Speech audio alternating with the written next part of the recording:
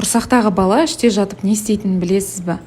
Көбісі ұрық іште тек тамақтанады, ұйықтайды деп ойлайды, бірақ іштегі ұрық күн сайын өте қызықты әрекеттер жасайды.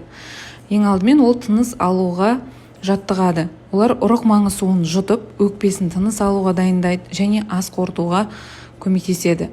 Саусақтарын сору рефлекстерін жаттықтырады. Болашақта дұрыс тамақтану үшін. Келесі физикалық жаттығу жасайды.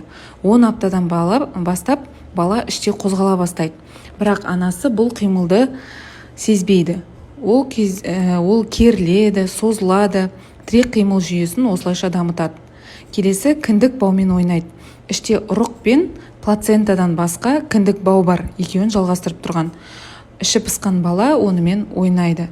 Келесі ол сыртқы ортаның дыбыстарын тыңдайды.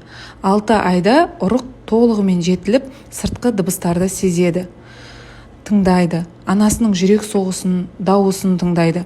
Бұл баланың есту, сезу мүшелерінің бастапқы даму кезеңі болып есептеледі. Келесі бұл ұйқы. Алғашқы 3 айда ұрық іште жатып, іште ұйқымен өткізеді. Себебі ұйқы баланың ақыл есінің дамуында өте маңызды рөл атқарады. Шамамен 8 айынан бастап анасының ағзасында химиялық өзгерістерді бала сезіне бастайды. Ұрық маңы суын жұта отырып, анасының әрбір жеген тағамдарының дәмін сезіне алады.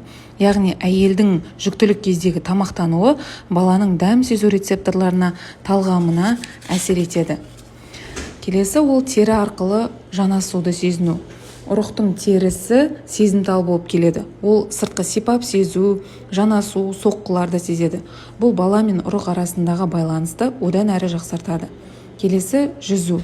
Бала 8 айлығында ұрық іште жүзеді. Аяқ, қол саусақтарын қимылдатып бастайды. Жүктіліктің әр күні ұрықтың дамуы, әлеммен танысуы. Ал оның алғашқы әлемі анасы болып есептеледі. Іштегі даму кезінен бастап баланың мінез құлқы дамиды, қалыптасады.